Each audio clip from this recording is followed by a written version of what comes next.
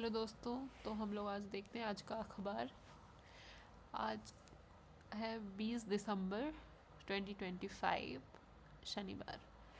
ये हिंदुस्तान न्यूज़पेपर है, बिहार पटना एडिशन। तो हमारा हेडलाइन में कुछ ये है सट्टेबाजी के बारे में, which is not important for exam purpose. उसके बाद यहाँ पे है 2 नौकरियों में 60 दिनों का अंतर, अब सर्विस ब्रेक नहीं। तो उसके बारे में है। नितिन नवीन ने प्रधानमंत्री नरेंद्र मोदी से की मुलाकात, तो उसके बारे में है ये। तैयारी, फरवरी में रविवार को पेश हो सकता है आम बजट।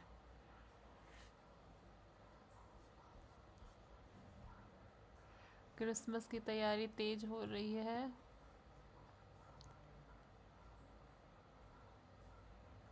नए साल की पार्टी से पहले होगी होटलों और क्लबों की जांच। बांग्लादेश में हिंदू युवक से बर्बरता। तो बांग्लादेश में हिंसा का नया दौर शुरू हो गया है। इकबाल मंच के नेता शरीफ उस्मान हादी की हत्या के बाद बेकाबू भीड़ ने गुरुवार देर रात को शुक्रवार सुबह तक कई शहरों में उत्पात मचाया और तोड़फोड़ की। आगे बढ़ते हैं।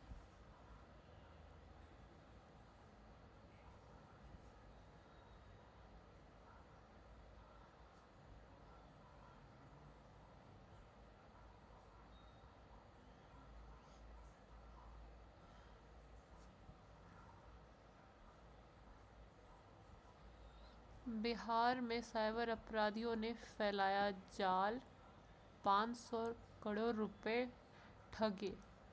डिजिटल अरेस्ट, सिम बॉक्स, विदेश में नौकरी का झांसा और एजेंसी दिलाने के नाम पर ठगी।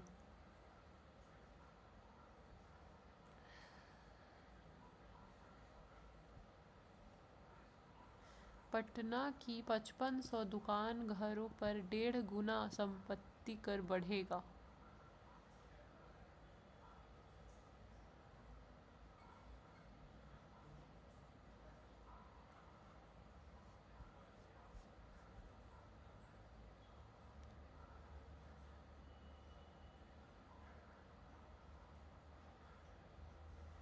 ये पटना ज़ू है, संजय गांधी जैविक उद्यान। वहाँ पशु पक्षियों की परेशानी बढ़ गई है क्योंकि ठंड बहुत बढ़ गया है।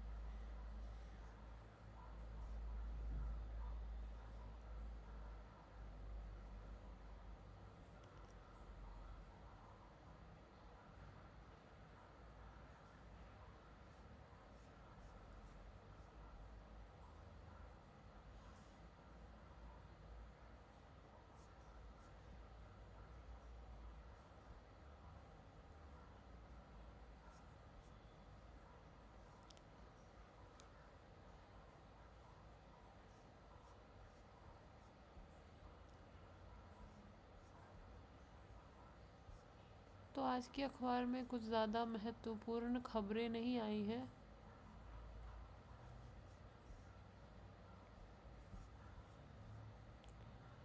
मोस्टली क्राइम न्यूज़ होते हैं जो कि एग्ज़ाम पर्पस के लिए उतना इम्पोर्टेंट नहीं है, सो हम लोग उसको इग्नोर कर रहे हैं। फिर ये शीत सत्र के बारे में है कि जो विंटर सेशन हुआ है उसमें क्या क्या हुआ है। तो यहाँ पर दिया गया है कि लोकसभा की बात करें तो कुल 15 बैठक के बाद लोकसभा को अनिश्चितकाल के लिए स्थगित कर दिया गया है। सत्र के समापन पर लोकसभा अध्यक्ष ओम बिरला ने कहा संतोष का इजहार किया है। वहीं राज्यसभा के सभापति व देश के उपराष्ट्रपति सीपी राधाकृष्ण ने भी सत्र की सफलता पर खुशी जताई है। शीतकालीन सत्र में लोकसभा की उत्पादकता 111%, जबकि राज्यसभा की उत्पादकता 121% रही है। इस सत्र में हंगामे तो हुए, पर ऐसा भी नहीं हुआ कि सत्र चलाने में मुश्किल आई हो। सदस्यों को अपनी बात रखने का पूरा मौका मिला है और विपक्ष भी अपेक्षाकृत संतुष्ट है। विपक्ष को पर्याप्त महत्व देकर सत्ता पक्ष ने भी प्रशंसनीय कार्य किया है। संसद में 19 दिवसीय शीतकालीन सत्र में कई महत्वपूर्ण विधेयक पारित हुए हैं, जिसमें मनरेगा की जगह नया रोजगार संबंधी विधेयक शामिल है। बीते 20 साल में जारी मनरेगा की विदाई के लिए यह सत्र को याद किया जाएगा। इस समय यह योजना बहुत कारगर सिद्ध हुई थी और एक समय यह योजना बहुत कारगर सिद्ध हुई थी कि गांव में पारंपरिक गरीबी का समाधान हुआ था, क्योंकि भ्रष्टाचार को लेकर काफ़ी शिकायत थी। इसलिए अब इससे यह रोजगार योजना बिल्कुल बदले हुए रूप में लागू की जाएगी। इसके अलावा निजी भागीदारी के लिए नागरिक परमाणु क्षेत्र को खोलने संबंधी विधेयक भी यादगार रहा।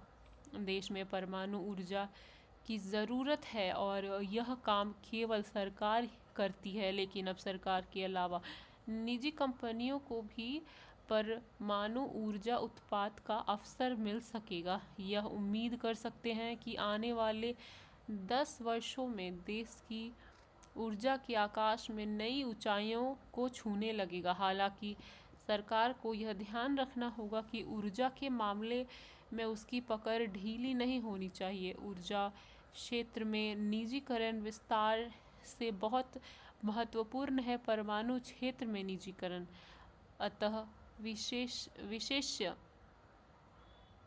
कंपनियों को ही इस दिशा में आगे लाना चाहिए। यह भी ध्यान रखना चाहिए कि ऊर्जा क्षेत्र में एक दो कंपनियों का ही वर्चस्व न बनने पाए। एकाधिकार के दुष्परिणाम हम इंडिगो संकट के समय देख चुके हैं। भारत में किसी भी महत्वपूर्ण क्षेत्र में किसी भी एक कंपनी का वर्चस्व नहीं होना चाहिए। इस सत्र को बीमा क्षेत्र में 100%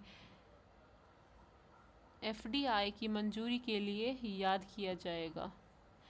अब रही बात शीतकालीन सत्र के दौरान वंदे मातरम पर हुई चर्चा की, तो यह अब एक बहस इतिहास में दर्ज हो गई है। वंदे मातरम के 100 साल को सही ढंग से नहीं मनाया गया, पर इसके 150 सालवे जिस भव्यता के साथ मनाया गया, जिससे देशभक्ति और सांस्कृतिक राष्ट्रवाद को बल मिलेगा। इसके अलावा मतदाता सूची गहन पुनरीक्षण अर्थात SIR पर हुई बहस से भी बहुत हम सीख सकते हैं। चुनाव सुधार जरूरी है और इतिहास से सीखते हुए हम इन सुधारों को अंजाम देना चाहिए।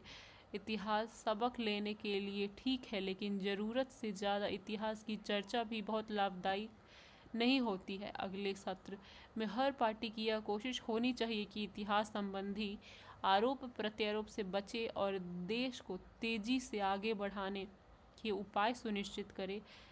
एक अफसोस भी है कि इन दिनों राष्ट्रीय राजधानी क्षेत्र रिकॉर्ड प्रदूषण से घिरा हुआ है और इस सत्र में संसदों ने इस पर चर्चा की प्रबल इच्छा शक्ति का प्रदर्शन नहीं किया।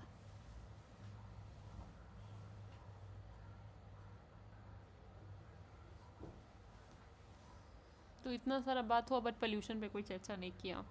ठीक है, आगे बढ़ते हैं। तो यहाँ पे आमने सामने है, मतलब डिबेट होता है कि सही है कि गलत है। ये जो मनरेगा जो चेंज हुआ है, जी राम जी योजना हो गया, तो सही है या गलत है, तो उस पे है ये।